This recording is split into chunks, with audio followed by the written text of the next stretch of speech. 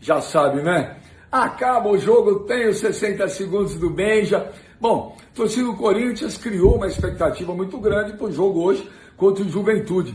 Jogava na Neoquímica Arena, Roger Guedes estreando, Renato Augusto saindo como titular, Juliano. Mas o Corinthians não jogou bem. Não jogou bem, essa é a realidade. O Juventude, na minha opinião, fez um partidaço, jogou melhor que o Corinthians, não deixou o Corinthians jogar. Voltou para o segundo tempo, quase fez um gol no começo do segundo tempo, caso fez uma baita de uma defesa.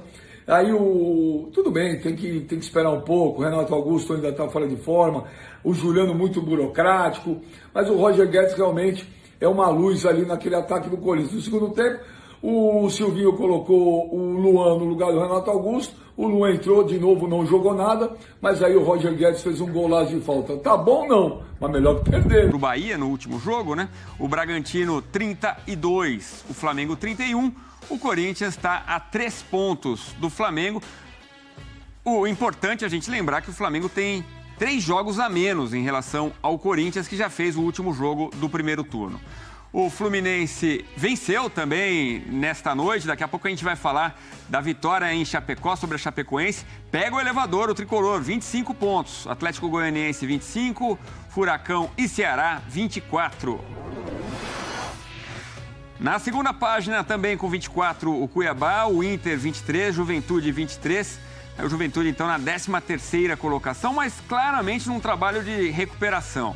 O Santos com 22 pontos. Daqui a pouco a gente vai falar da possível contratação do Fábio Carille no Santos.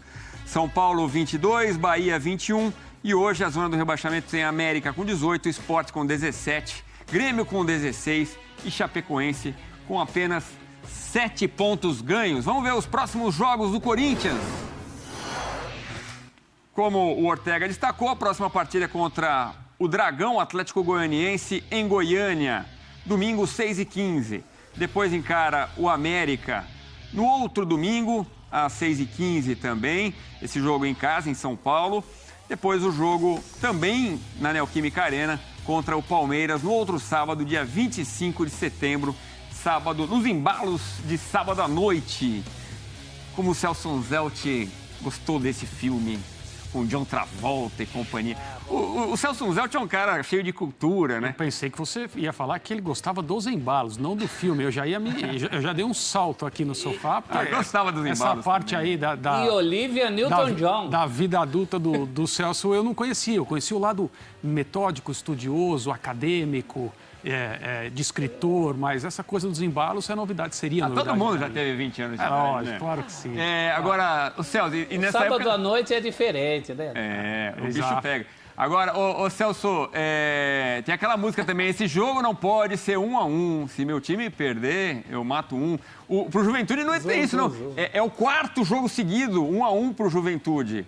É impressionante, são 5 jogos, 1 vitória e 4 empates, todos por 1-1. O Juventude realmente foi um adversário duríssimo para o Corinthians nessa noite, né? Uma boa troca de passes, o Wagner jogando um bolão Muito até mérito. ser substituído. Sim.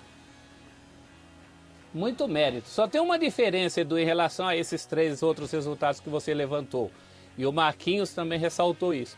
Dessa vez o time saiu na frente, o que também facilitou a vida. Era o plano de jogo do Juventude hoje contra o Corinthians, né?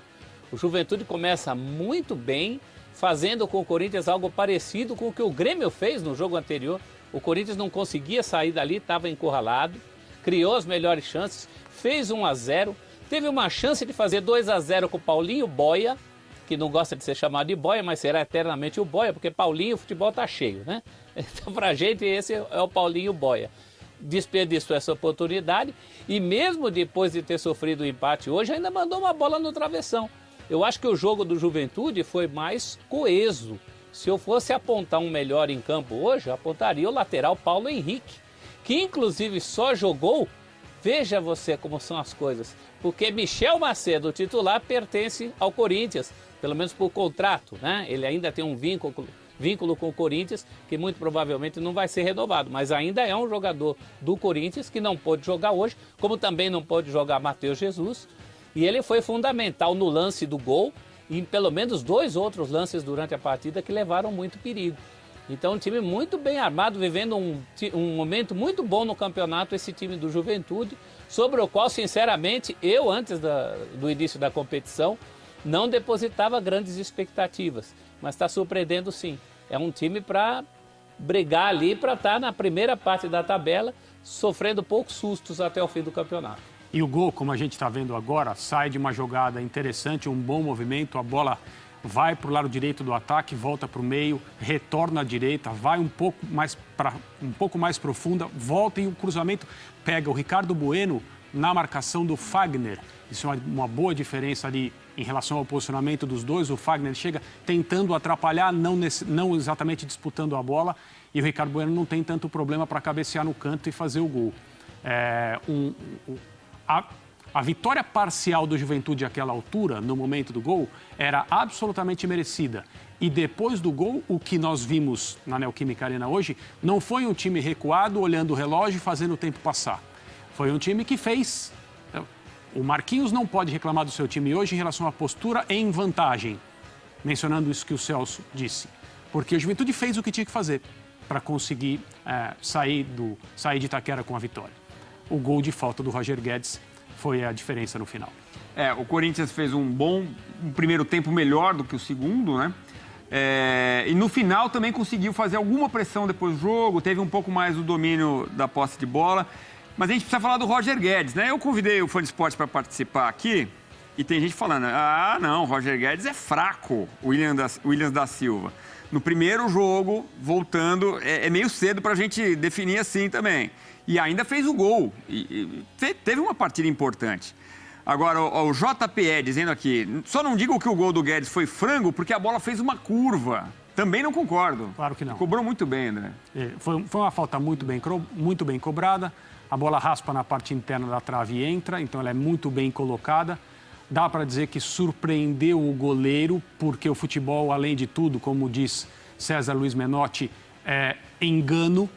E o engano ele pode ser aplicado ao jogo de diferentes maneiras. Numa cobrança de falta em que o jogador faz aquilo que ninguém espera, isso também, evidentemente, é uma forma de enganar o adversário. E eu não entendo que tenha sido nem sorte, nem uma falha do goleiro do Juventude. Foi uma cobrança com mérito do Roger Guedes. A gente está vendo aí, a gente já mostrou os melhores momentos do jogo, agora são os melhores momentos do Roger Guedes na partida. Ele participa, especialmente no primeiro tempo, né? Ele participa bem, né, Celso? E aí é decisivo. E aí que tá, você tem um jogador que chega... Primeiro que ele impõe respeito pro lateral, quem estiver marcando, que é diferente. É o Roger Guedes. Outra que em qualquer momento ele pode tirar uma bola e achar um gol como achou ali, seja de falta, seja num drible ali, que acaba num gol, né, Celso? Foi, antes de tudo, uma estreia de iniciativa, né, Edu e André? Não só na cobrança da falta, ele toma essa iniciativa, ele faz tudo conscientemente, méritos para ele. O Corinthians passou meses sem ninguém que tomasse essa iniciativa. O Luan é, por exemplo, um jogador que podia tomar esse tipo de iniciativa. E a gente não via ele fazer isso nas últimas partidas. Mas principalmente na participação no jogo, né? Ele participou muito. Primeiro tempo ele participa muito bem naquele lado esquerdo. Ele toma o lado esquerdo para si. Ele fala, deixa esse lado aqui comigo.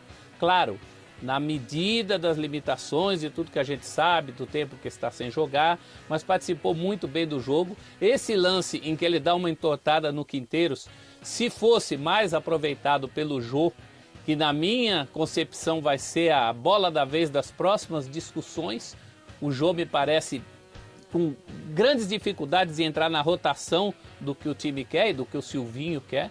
Mas se fosse mais bem aproveitado pelo Jô, a gente ia estar falando de uma outra estreia do Roger Guedes aqui. Já no primeiro tempo ele dava esses sinais e jogou, dentro da perspectiva de tempo de jogo, ele jogou até muito mais tempo do que se esperava.